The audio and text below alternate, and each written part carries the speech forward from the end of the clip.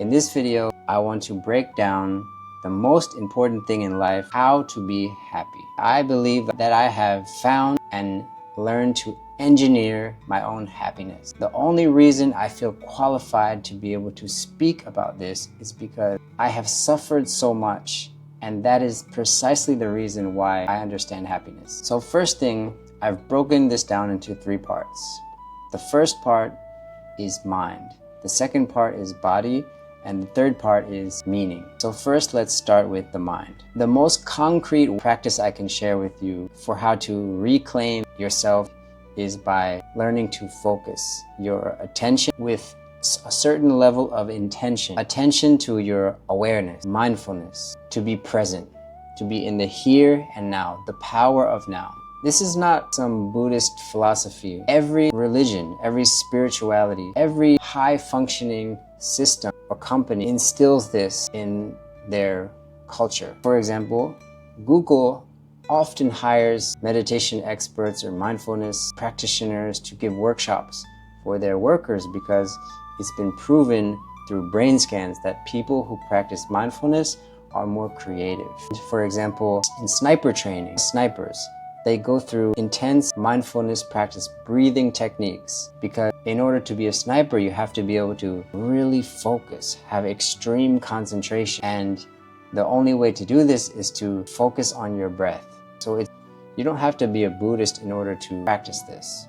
It's very practical. And when you learn to meditate or to be mindful or control your breath or be aware of your breath, you start to have an extra moment, a pause in between your reaction time. You gain more clarity. You see things way more clearly. And you also see that other people don't see things clearly. That becomes more clear. So this gives you an advantage in life. You begin to naturally prioritize yourself and the things that matter. And simultaneously, you begin to create boundaries between you and all the things that are not good for you. So if people are gossiping, if there's negativity, you are aware of that and you have the skills, you have the presence, the mindset to be able to protect yourself from this. You have personal agency. In order to do this, you need to have some discipline. You need to be disciplined in your practice. Maybe 10 minutes a day, 15 minutes a day, and really just try to enjoy that time. Don't force yourself to meditate till you're suffering. Make it enjoyable. Give yourself that time, that break from life to just breathe and make it a habit. And you'll start to bring that practice into everything that you do in your daily life. And you begin to reframe your perspective and rewire your brain. And you begin to be a calm person, and you have equanimity, and life no longer becomes heavy and burdensome, but you become curious like a child, full of curiosity, and you have like an inward psychologist, self-talk. You have positive affirmations that you begin to tell yourself, and you can reset your mind and release all of the friction and bad habits that have been holding you back. Because mindfulness is a miracle. You shine a light on all that is rotten, all that is negative, and you begin to grow beautiful things. Okay, the last thing that I will say about the mind is try to simplify and create a routine that you follow. Humans like routine, and life is so complicated, so chaotic that when you simplify, you just make it easier on yourself. Life is beautiful, and now you have a foundation. You have something practical that you can apply, that you can attack life with, and you will be at an advantage. You will see that you are way more socially competent. You are way more able to interact and to have influence on people. Just your presence alone, you don't have to say a word. Okay, next part is the body. Mind and body, right? We've heard it a million times. I'm gonna be very straightforward. Sleep is essential. Circadian rhythms, getting natural sunlight. I talked about AI in the last video. The blue light from the screens is bad for our eyes. Getting natural sunlight, going out, seeing green in nature, walking builds strength, mobility. Another thing, keep your posture straight. Try not to slouch. When you slouch, you put pressure on your back, on your shoulders. And when you keep your spine straight, you're ready, you're aware, you're mindful. Another thing, water. Water is of the essence. It's so important. Hydration, electrolytes, get your protein, get your fiber, eat healthy. And I don't know if this applies for you, but for me, I've realized that by drinking a lot of caffeine, I sleep much worse. So when I don't drink caffeine, I have much deeper sleep. So I only drink caffeine on Friday because Saturday I can rest, right? Friday I treat myself because it's the last day of the week. So I get myself coffee and then I'm not so tired on Friday. And then Saturday I can kind of just sleep it off. Sweat, stretch, recover, go to the gym. Go to the gym not because you want to like look in the mirror and be strong or whatever. Look at your butt in the mirror, look at your muscles. You go to the gym and you see a guy and a girl just like staring at their butt, taking a selfie. It's so insecure, right? Work out because it's for your health. And the side effect is that you look good. Okay, one last thing is if you really feel like your body's out of whack, one of the best ways is to mix heat and cold. Sauna, ice bath. Sauna, ice bath. Steam room. If you can find some kind of place like that, you can do all three. You sweat out all the toxins in your body and you'll feel absolutely amazing. Cold plunges are incredible. Okay, this brings me to the last part. So we have mind and body. You can think of it like putting your hands together, mind and body together in a prayer motion. And now we're ready to live a life that matters. Live a life that you will remember. Some would argue that the meaning of life is connection. Connection with nature, connection with people, love, understanding, that connection that we all are looking for. There's no doubt about it.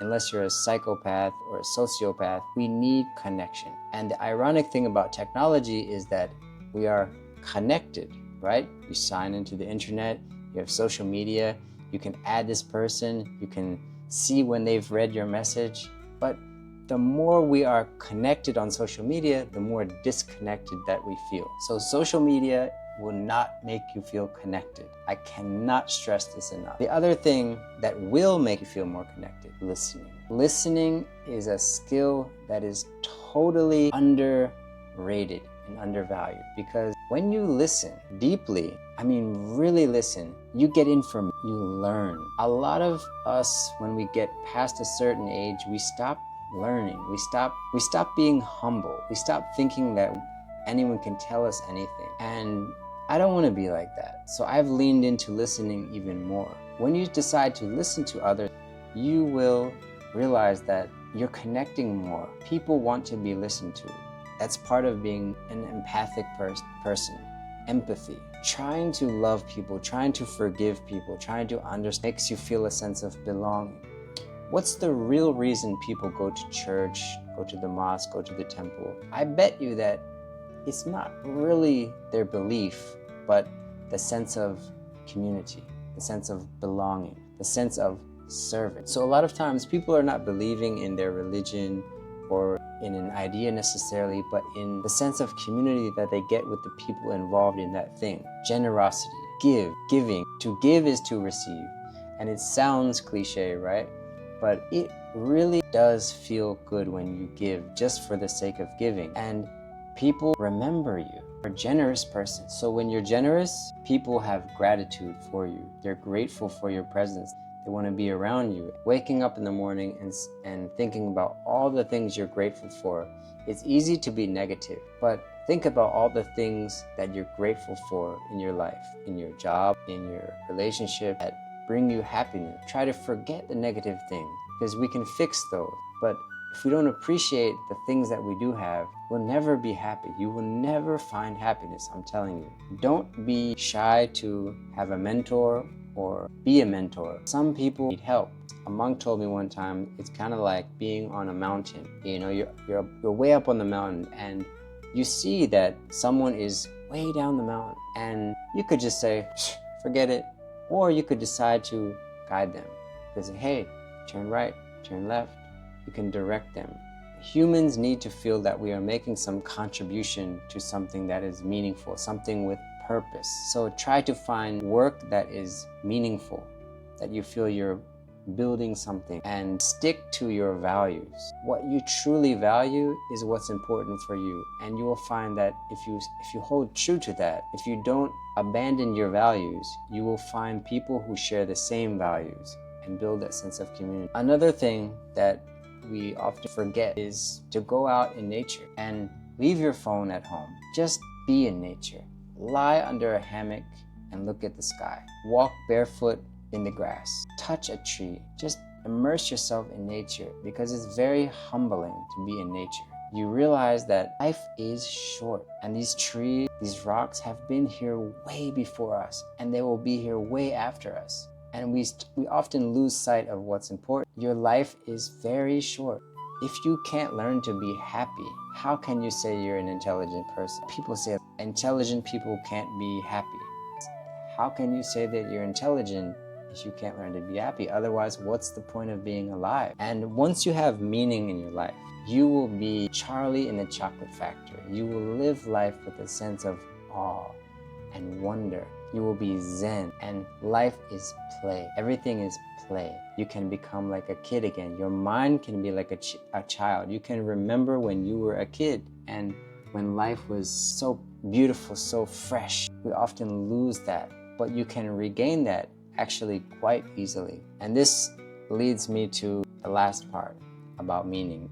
And this is actually what most people are striving for, to live a life, a legacy, leave a legacy behind. Power is in how people remember you. Maya Angelou said, people forget what you say, what you do, but they'll never forget how you made them feel. And you can have such an influence on life and other people by being a person full of joy, full of compassion, by the actions that you take, and by your presence, right? Your presence makes people feel. So if your presence makes others happy because you're happy, that is your legacy. And I can't think of any other legacy that would be more beautiful than that. So I hope this helps, and that you all can start to take some agency in your own life and build a life that is meaningful and full of happiness. Thank you for listening to this video, and take care of yourselves. Please like and subscribe. I would appreciate it. Much love. See you in the next one.